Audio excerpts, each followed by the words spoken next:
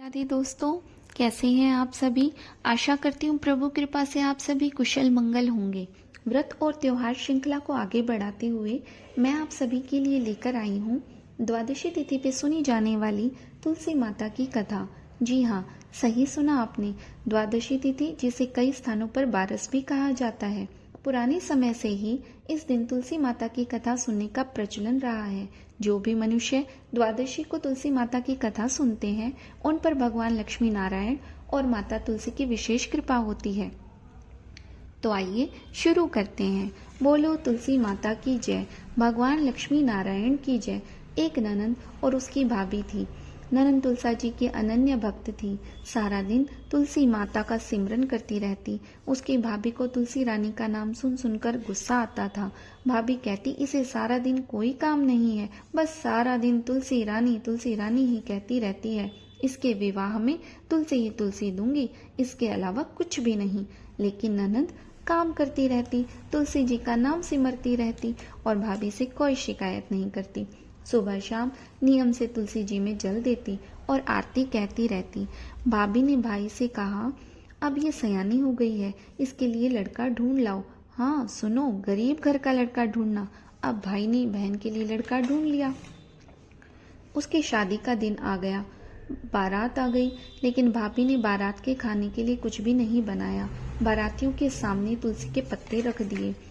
बाराती कहने लगे, क्या खाएं, यहाँ तो केवल हरे हरे पत्ते ही रखे हैं। और तुलसी के पत्तों को देखकर उन्हें बहुत गुस्सा आया। जोर जोर से बोलते हुए वे सब उठ खड़े हुए। ये शोरगुल देखकर लड़की के भाई को बहुत दुख हुआ। लड़की भी बहुत दुखी हुई और तुलसी माता से मन ही मन प्रार्थना करने लगी, हे तुलसी रानी, मेरी और मेरे परिवार की लाज बचाना, माँ सब ठीक करना। उसने अपने भाई से कहा, भैया आप बारातियों से कहो कि वे अपनी आंखें बंद कर लें, मुझे एक कमरे से दूसरे कमरे में जाना है। भाई ने यह सब बात बारातियों से कही। बारातियों ने कहा, अब यह सब क्या है, और गुस्से में उन्होंने अपनी आंखें बंद कर ली। लड़की एक कमरे से दूसरे कमरे में चली जाती है। जब बारातियों ने आंखें खोली तो देखा पत्तलों पर खूब व्यंजन बन गए हैं।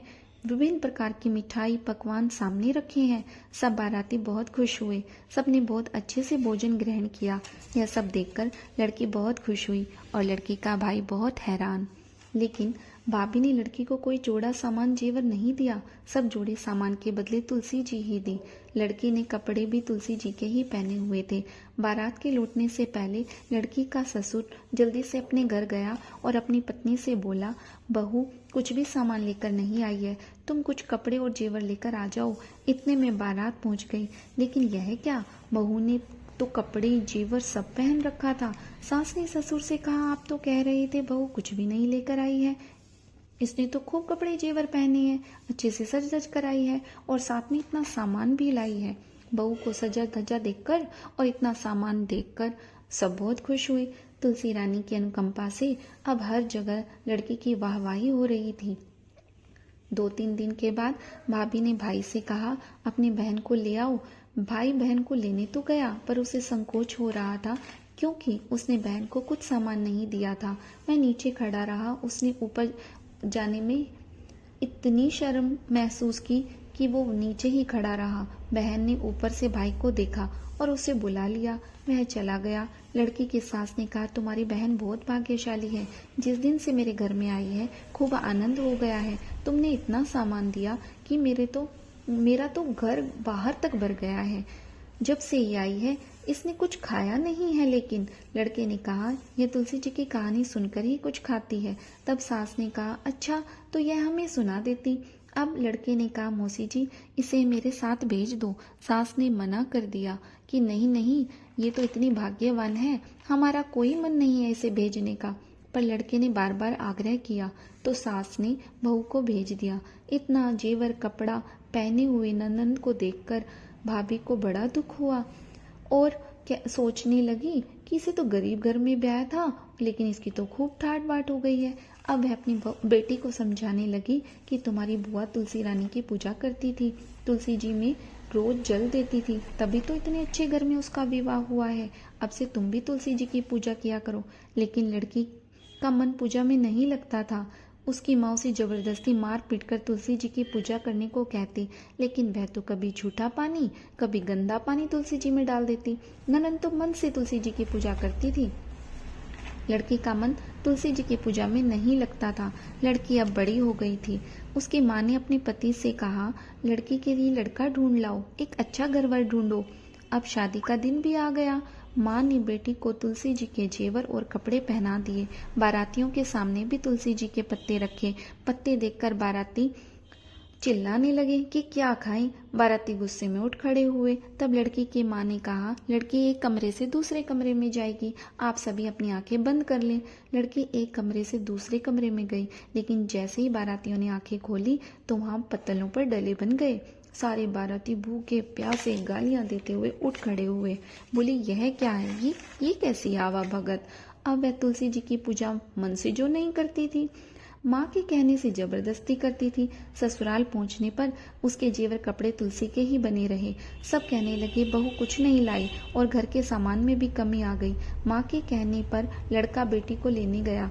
लड़की के सास ने कहा, कल का ले जाता, आज ही ले जा, जब से आई है घर में कमी ही कमी हो रही है। माँ ने देखा वह तो कुछ भी अच्छा कपड़ा जेवर पहने हुए नहीं आई है। तब लड़की की माँ ने कहा, अपनी बहन के लिए इतना अच्छा घरवार ढूंढा और मेरी बेटी के लिए ये क्या देखा। तब लड़के ने कहा, जैसा कर्म मेरी बहन ने किया वैसा फल उसे मिला, जैसा तुम्हारी बेटी ने किया वैसा फल उसे मिला। तुलसी रानी की तो ऐसी ही कृपा है, जो जैसा करता है उसे फल भी वैसा ही मिलता है। बोलो तुलसी रानी की जय, बोलो भगवान लक्ष्मी नारायण की जय। प्यारे भक्तों, द्वादशी के दिन तुलसी माता की कथा को सुने और पुण्य कमाएं। हो सके तो प्रतिदिन तुलसी माता में जल दीजिए। तुलसी माता के लिए सायं के समय घी का दीपक जलाएं। और रविवार के दिन तुलसी माता में जल नहीं दिया जाता है। आप सभी से निवेदन है, यदि आपको ये कथा पसंद आई हो तो मुझे हौसला देने के लिए इसे लाइक करें। चैनल पर बहुत सारी वीडियो डाली गई हैं। आपको अगर वो वीडियो पसंद आती है तो उन वीडियो को आप लाइक करें, कमेंट करें और शेयर भी करें, ताकि अन्य लोग भी इन्हें अच्छे से सुन पाएं। ओम नमो भगवते वासुदेवाय। ओम नमो भगवते वासुदेवाय। ओम नमो भगवते वासुदेवाय। ओम नमो भगवते वासुदेवाय। ओम नमो भगवते वासुदेवाय।